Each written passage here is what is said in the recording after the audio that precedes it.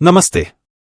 गो Gorakhpur radio पर आप सुन रहे हैं आज 7 अगस्त 2025 का विशेष समाचार बुलेटिन। मैं हूं आपके साथ कुणाल। आइए देखते हैं आज की मुख्य सुर्खियां। गोरखपुर एयरपोर्ट पर ड्यूटी के दौरान एक डीएससी जवान ने अपनी सर्विस राइफल से खुद को गोली मारकर आत्महत्या कर ली। गोरखपुर जंक्शन को आधुनिक सुविधाओं से युक्त सिटी सेंटर के रूप में विकसित किया जा रहा है। 3 साल में होगा पूरा। फर्जी नियुक्ति के मामले में लखनऊ की सीबीआई टीम ने आरआरबी के पूर्व चेयरमैन समेत 2 रेल कर्मियों के घर पर छापा मारा। गोरखपुर नगर निगम मंदिरों के फूलों और पत्तियों से अगरबत्ती और मच्छर रोधी उत्पाद बनाएगा। वेस्ट टू वेल्थ कार्यक्रम की शुरुआत। इंदिरा बाल विहार चटोरी गली के रूप में नई पहचान पाएगा। फूड जोन का निर्माण अंतिम चरण में।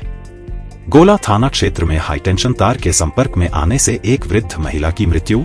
4 दिन में दूसरी घटना। सीबीएसई ने 10वीं और 12वीं के सैंपल पेपर जारी किए। परीक्षा पैटर्न में कोई बदलाव नहीं। फरवरी में होंगी परीक्षाएं। 15 अगस्त को बड़हलगंज में होगा विशाल दंगल। दिल्ली और मेरठ सहित कई शहरों के पहलवान होंगे शामिल। महाराजगंज में नेपाल सीमा से अवैध रूप से भारत में घुस रही एक थाईलैंड की महिला और 2 भारतीय पुरुष गिरफ्तार। तो चलिए अब इन खबरों को विस्तार से जानते हैं। सबसे पहले एक दुखद खबर गोरखपुर एयरपोर्ट से। गोरखपुर एयरपोर्ट पर आज सुबह एक दर्दनाक घटना घटी। एयरपोर्ट पर ड्यूटी के दौरान 49 वर्षीय लांस नायक जितेंद्र सिंह ने अपनी सर्विस राइफल AK-103 से खुद को गोली मारकर आत्महत्या कर ली। वह बिहार के छपरा जिले के निवासी थे और भारतीय सेना से सेवानिवृत्त होने के बाद एयरपोर्ट पर डीएससी में सुरक्षाकर्मी के रूप में सेवा दे रहे थे। पुलिस ने शव को पोस्टमार्टम के लिए भेज दिया है और आत्महत्या के कारणों की जांच कर रही है। पुलिस का मानना है कि यह घटना पारिवारिक या मानसिक तनाव के कारण हो सकती है। अब बात करते हैं गोरखपुर के विकास से जुड़ी एक बड़ी परियोजना की। गोरखपुर जंक्शन को एक आधुनिक सिटी सेंटर के रूप में पुनर्विकसित करने का कार्य तेजी से चल रहा है। इस परियोजना की आधारशिला प्रधानमंत्री नरेंद्र मोदी ने पिछले साल जुलाई में रखी थी। 3 साल में पूरा होने वाले इस प्रोजेक्ट में multi level car parking, budget hotel, multiplex, commercial complex और रेस्तरां जैसी आधुनिक सुविधाएं होंगी। 2 नए प्लेटफॉर्म भी बनाए जाएंगे, जिससे कुल प्लेटफॉर्म की संख्या 12 हो जाएगी, जो पूर्वोत्तर रेलवे में सबसे ज्यादा होगी। इसके साथ ही रेलवे और बस स्टेशन को जोड़ने के लिए एक हैंगिंग ब्रिज भी बनाया जाएगा। रेलवे से जुड़ी एक और खबर है। लखनऊ की सीबीआई टीम ने गोरखपुर में आरआरबी के पूर्व चेयरमैन और 2 रेल कर्मियों के आवासों पर छापा मारा है। यह कार्रवाई मॉडर्न कोच फैक्ट्री रायबरेली में बेटों की फर्जी तरीके से नियुक्ति कराने के संबंध में हुई गड़बड़ी की जांच के लिए की गई है। अब बात करते हैं पर्यावरण और नगर निगम की नई पहल की। गोरखपुर नगर निगम ने वेस्ट टू वेल्थ कार्यक्रम के तहत एक नई पहल शुरू की है। अब मंदिरों में चढ़ाए गए फूलों और पत्तियों का उपयोग करके अगरबत्ती, धूप बत्ती और मच्छर रोधी उत्पाद बनाए जाएंगे।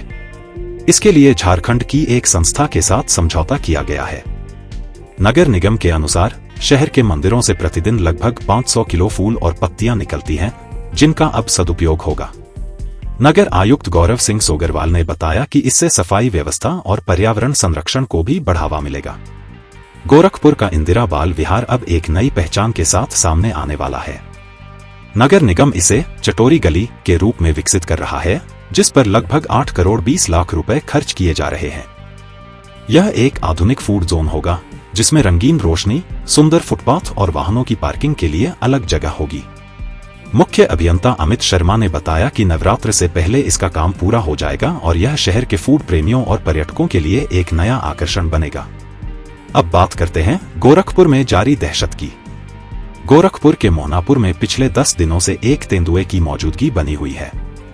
28 जुलाई को उसने एक महिला पर हमला किया था और बाद में वह सीसीटीवी कैमरे में भी दिखा था। वन विभाग की 6 टीमें दिन रात तेंदुए की तलाश में गश्त कर रही हैं। झाड़ियों को साफ कराया जा रहा है और पिंजड़े लगाए गए हैं। स्थानीय लोगों में अभी भी दहशत है।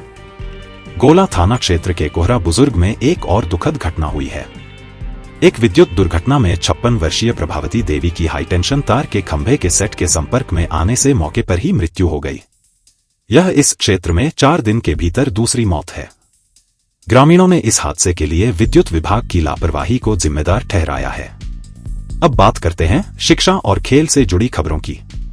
केंद्रीय माध्यमिक शिक्षा बोर्ड यानी सीबीएसई ने 10वीं और 12वीं के नए सैंपल पेपर और मार्किंग स्कीम जारी कर दिए हैं। ये सैंपल पेपर बोर्ड की वेबसाइट पर उपलब्ध हैं। सीबीएसई ने यह स्पष्ट किया है कि परीक्षा पैटर्न में कोई बदलाव नहीं किया गया है, जिससे छात्रों को तैयारी में आसानी होगी।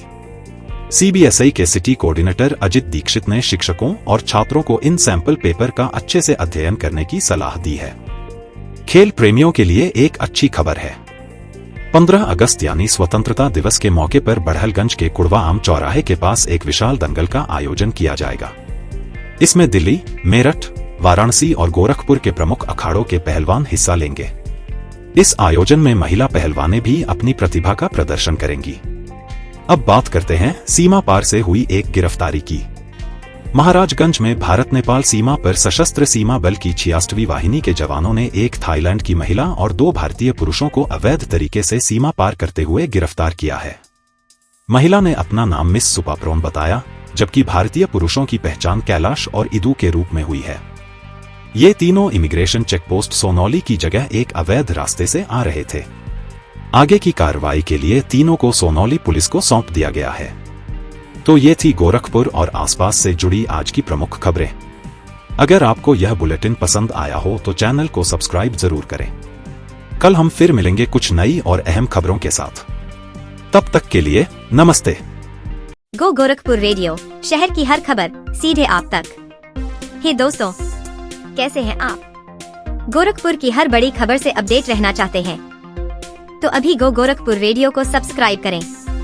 यहाँ आपको मिलेंगे सुबह और शाम के ताज़ा न्यूज बुलेटिन, साथ ही शहर से जुड़ी हर जरूरी जानकारी के पॉडकास्ट।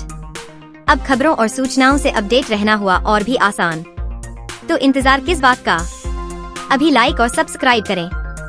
गो गोरखपुर रेडियो, आपका अपना शहर, आपकी अपनी आवाज।